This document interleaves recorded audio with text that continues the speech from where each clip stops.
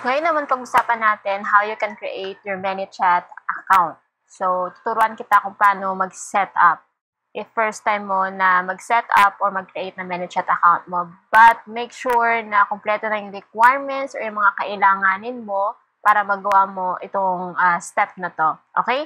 So, ang first na gagawin mo is i-click mo yung link na makikita mo sa baba ng video na to para ma-redirect ka dun sa website ni Manychat. At ito yung makikita mo kapag kinlik mo yung link na nasa ibaba. Ang next na gagawin mo is i-click mo yung Get Started Free. So, ito, i-select mo lang yung page na gusto mo na gamitan ng Manychat chatbot. Ito, Request Access.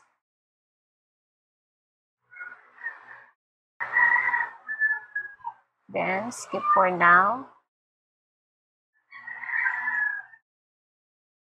Set marketing goals, company name, kung may company ka. Ito, digital marketing.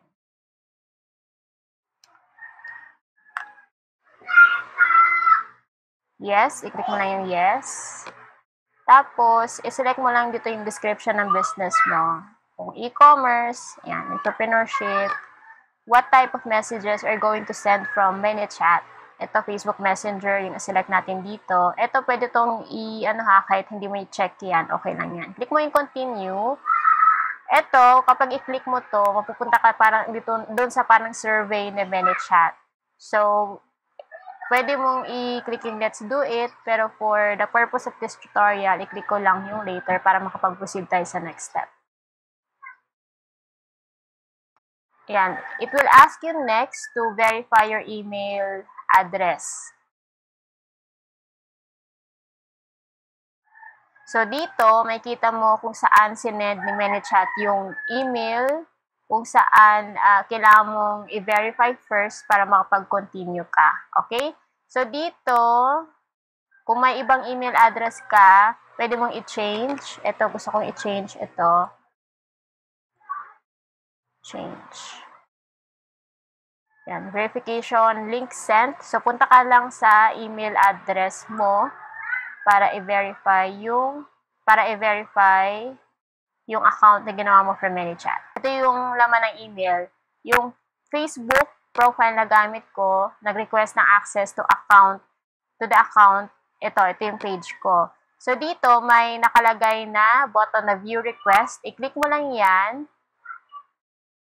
Or ipa-click mo dun sa may-ari ng Manychat kung hindi ikaw, kung gumagawa ka ng Manychat for other people.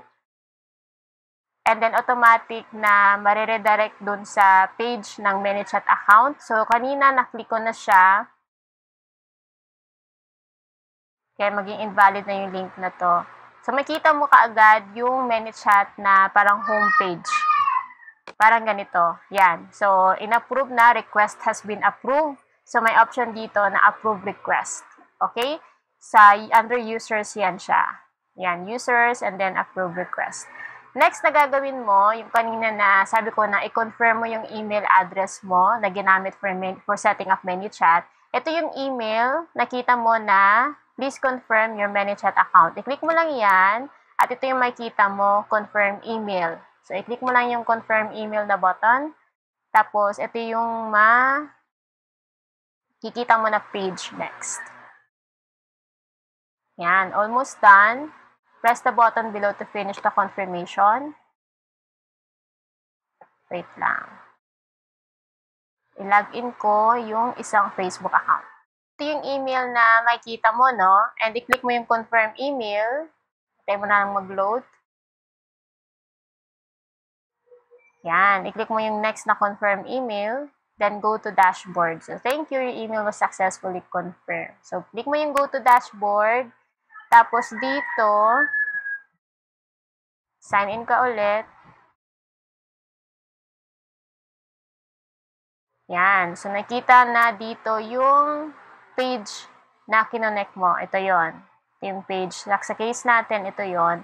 So, ang gagawin natin para makapag-proceed is kailangan mo na i-upgrade yung account mo sa Pro. Kasi sa lesson natin na to, tuturuan kita kung paano yung paano yung pag-set up ng automation nang hindi mo malalabag hindi mo ma-violate yung policy ni Facebook.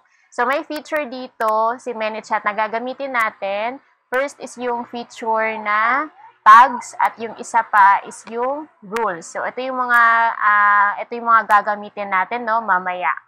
Okay, so yan, kasi first time na ginawa natin itong Manychat na account na to, kaya may mga ganyan na nag-a-appear na parang walkthrough from Manychat, which is napakagandang feature ni Manychat. So, ang gagawin natin is i-upgrade natin yung account na to into Pro. Click mo yung upgrade to Pro sa baba. Yan. Tapos, i-click mo yung upgrade to Pro na button ulit. So, dito, ang card na pwede mong gamitin, kasi ako yung ginamit ko na card sa mga Pro account ko sa Manychat, kasi may dalawang page ako na naka-Pro account din, is yung Amex from GCash. So, may tutorial ako about dyan, step by step sa YouTube account ko. Pwede din yung GrabPay. So, pwede ka mag-request ng Mastercard din, virtual Mastercard sa GrabPay na application. Or pwedeng debit card mo na may Mastercard na tatak or kahit anong card na may tatak na Mastercard, Visa, or may credit card ka, much better. Okay? So, fill-upan ko lang yung information na to. I-upgrade ko lang siya into Pro. So, ito yung magiging itsura kapag naka-Pro account ka na. May makita ka dito na parang blue na icon. Yan, na may nakalagay na Pro.